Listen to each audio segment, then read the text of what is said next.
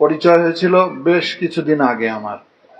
তখন ও অনেক কথা বলছিল আমাকে, কিন্তু এখানে যদি আমি না আসতাম তাহলে ওর কথাগুলো আমার বিশ্বাস হতো না।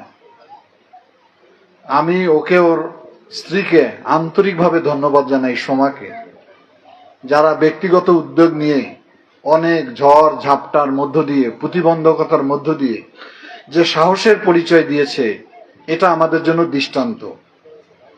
আমরা তো অল্পতেই হাঁপিয়ে যাই, বিরক্ত বোধ করি, করতে চাই না।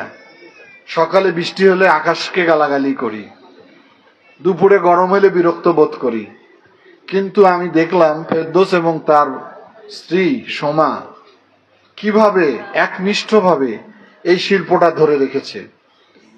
কিন্তু সরকারের দায়িত্ব ছিল এই শিল্পটাকে প্রমোট করা, সহযোগিতা করা, তা না করে উল্টা তার ফিতা কেটে দিয়েছে। ওর দুঃখে মনে অনেক বেদনা, অনেক কষ্ট। আমাদের এই অঞ্চল হইল বৈষম্য শিকার সবসময়, লালমনিরহাট।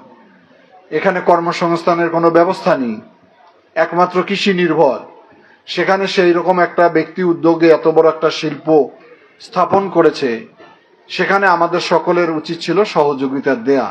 সহযোগিতা না দিয়ে ওর মুখ থেকেই আপনারা শুনলেন ওর যাতনার কথা, নির্যাতনের কথা। এখানে আমি যতটুকু জেনেছি, এখানে প্রায় 2 থেকে 250 মানুষের কর্মসংস্থান হয়েছে। এটা যদি ফুল সুইং এ চলতো এই ফ্যাক্টরিটা, তাহলে অন্তত 500 থেকে 1000 লোকের কর্মসংস্থান হবে। বাড়িতে গরম ভাত খেয়ে এরকম একটা কর্মসংস্থান হওয়া তো বিশাল ব্যাপার। আর একে দেখে আরেকজনকে শিখবে, এটাই তো নিয়ম। তো আমার বিশেষ করে আমাদের যেহেতু 12ই ফেব্রুয়ারি নির্বাচনে লালমনিরহাট জেলার মানুষ আমাদের 3টি আসন উপহার আমাদেরকে দিয়েছে, তাদের মনে অনেক দাবি, অনেক আকাঙ্ক্ষা, অনেক ভাবনা। তো সেই ভাবনাগুলোকে যদি আমরা কাজে লাগাতে চাই, তাহলে এই সোমা টি গার্ডেনটাকে আমাদেরকে সহযোগিতা দিতে হবে। এটি আমি মনে করি লালমনিরহাটে, ওই যে বললাম, একটা দৃষ্টান্ত, সব মানুষের কাছে দৃষ্টান্ত রাখে। আমার ধারণা ছিল যে পঞ্চগড়ে চা হয়, আর আমি সোমা যখন এটা শুরু করে তখন আমি 2-1টা পত্রিকায় দেখেছিলাম, প্রথম আলো সহ অন্যান্য পত্রিকায়।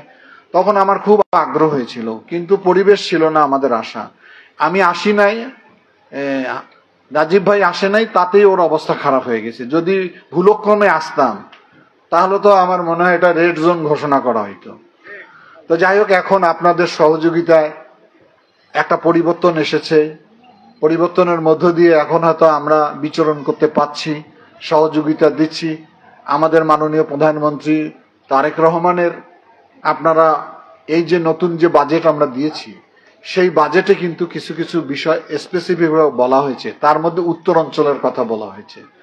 উত্তর অঞ্চলে ব্যাংকের ঋণের সুদও কমিয়ে দেওয়া হয়েছে, উদ্যোক্তাকে আপনাদের ডিউটি ফ্রি করে দেওয়া হয়েছে অনেক ক্ষেত্রে। সে কারণে আমি মনে করি যে এখানে ওর যে উদ্যোগ, এটাকে আবারও আমি স্বাগত জানাই। ওর অনেক সমস্যা, ও হাঁটতে হাঁটতে অনেক কথা আমাকে বলেছে। আমি ওকে ঢাকা আসতে বলেছি, ওর কাগজপত্র নিয়ে আসবে। আমাদের পক্ষ থেকে, সরকারের পক্ষ থেকে যতটুকু সহযোগিতা করা দরকার, যাতে এই ইন্ডাস্ট্রিটা তার প্রাণ ফিরে পায়, এটাই হলো আমাদের কাজ। শিল্পকে বাঁচিয়ে রাখাটা আমাদের কাজ। শিল্পর সঙ্গে কর্মসংস্থান, শিল্পর সঙ্গে আমাদের অর্থনৈতিক বৈদেশিক মুদ্রা অর্জনের গভীর নিবিড় সম্পর্ক রয়েছে। সে কারণে অন্য 5টা কাজের চেয়ে এই কাজটাকে আমরা সবচেয়ে বেশি গুরুত্ব দিব। আমি আহ্বান করব ওকে, ওর কি কি সমস্যা নিয়ে আসবে। আমি হাসান রাজীব ভাই প্রধানের সঙ্গে নিয়ে যে যে মন্ত্রণালয়ে যাওয়া লাগে আমার, আমি তাকে সঙ্গে নিয়ে যাব। আমি চেষ্টা করব এটাকে স্বাভাবিক অবস্থায় চালু করে দেওয়ার জন্য। কথা আর বাড়াতে চাই না, আমাদের অনেকগুলো প্রোগ্রাম রয়েছে পাটগ্রামে। আবার রাত্রে হাতীবান্ধায় ফিরে আসব, তখন অনেক কথা বলবো। বিশেষ করে চা শ্রমিক ভাই বোনদের বলি, এরা মনে হয় সমাজ কল্যাণ থেকে একটা পায়, ভাতা পায়। এটা অনিয়মিত হয়েছে শুনছি, কোনো সমস্যা তৈরি হয়েছে, সেটাকেও আমি স্বাভাবিক করে দেওয়ার চেষ্টা করব, যাতে নিয়মিত আপনারা সেটা পান। এই কথা বলে সবাইকে ধন্যবাদ জানিয়ে আমি আমার কথা এখানে শেষ করলাম। আল্লাহ হাফিজ।